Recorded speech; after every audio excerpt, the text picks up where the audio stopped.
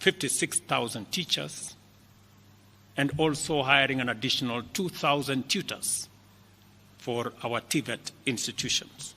We have equally resolved bottlenecks in cash transfer program to vulnerable Kenyans, including orphans, people living with disability, and the elderly.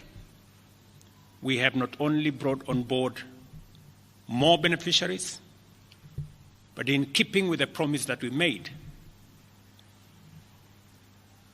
it is now not the case, as it was in the past, that these vulnerable Kenyans have to wait for months. Now their stipends are paid as salaries of public servants are being paid. We did roll out the Hustler Fund that today benefits 2 million Kenyans. And we have 7 million Kenyans who had been denied access to financial services by credit reference bureaus. They are now off the blacklisting roll. Our affordable housing program has now more than 100,000 housing units under construction. The first cohort I will be launching in a couple of months to new homeowners. And we have 160,000 young people across Kenya that are employed under this program.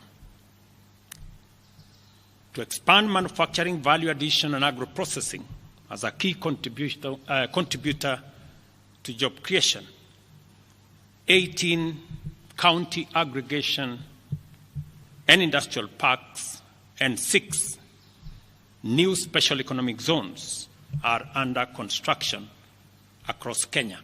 And at the same time, we have 200 fresh produce markets that are at various stages of construction to support our farmers with access to markets for their produce, in keeping with the commitment we made to our mama mbogas.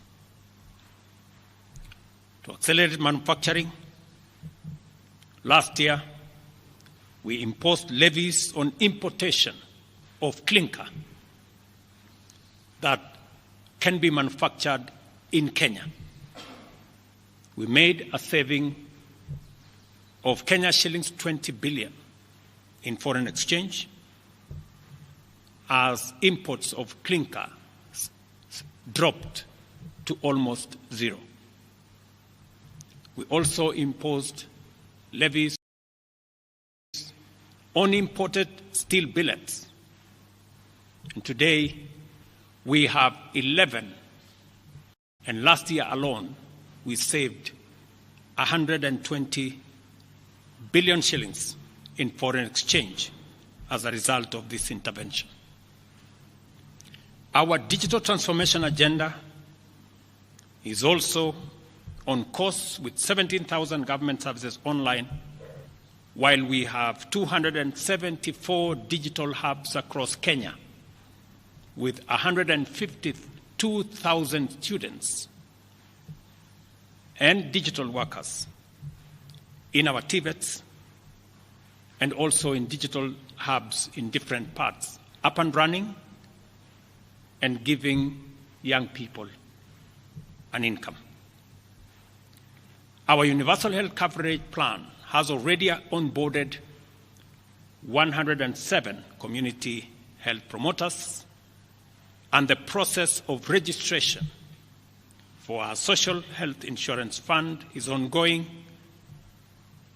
on its way to launch on the new date of 1st of October 2024 that will make it possible for every Kenyan to have a health insurance, and for those suffering from critical illnesses to have access to the critical illness fund, making it possible for every Kenyan to have access to treatment without the burden of having to fund it.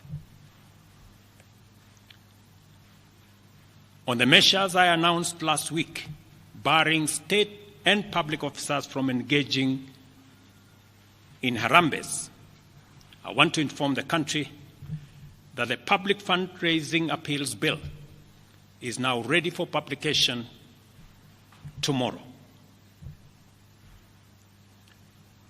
However, even with the progress we have made, I am acutely aware that the people of Kenya have very high expectations of me.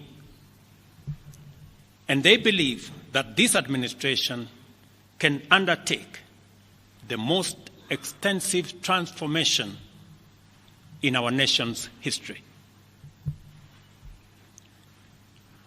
Recent events that necessitated the withdrawal of the finance bill, which will require a review and reorganization of our budget and fiscal management, have brought us to an inflection point. Upon reflection, listening keenly to what the people of Kenya have said, and after a holistic appraisal of the performance of my cabinet and its achievements and challenges, I have today, in line with the powers given to me by Article 1521 and 1525B of the Constitution and Sections 12 of the Office of the Attorney General's Act, decided to dismiss with immediate effect all the Cabinet Secretaries and Attorney General of the Republic of Kenya, of the Cabinet of Kenya, except the Prime Cabinet Secretary and Cabinet Secretary for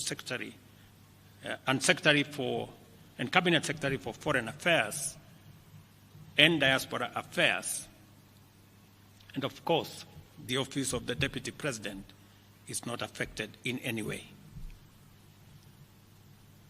I will immediately engage in extensive consultations across different sectors and political formations and other Kenyans,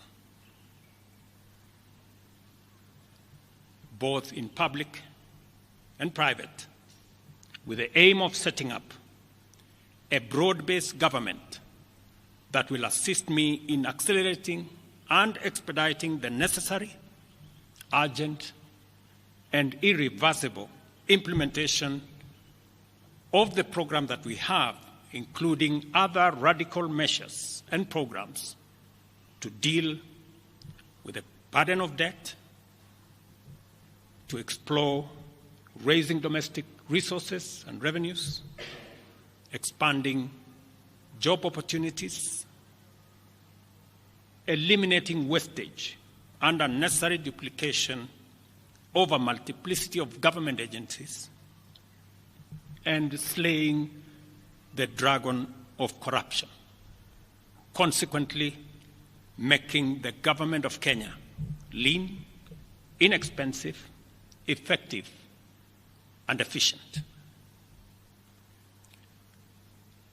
During this process, the operations of government will continue uninterrupted under the guidance of principal secretaries and other relevant officials.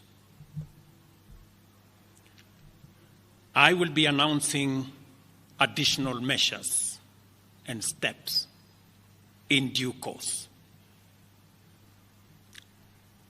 Thank you very much, and God bless our great country, Kenya. Asanteni sana.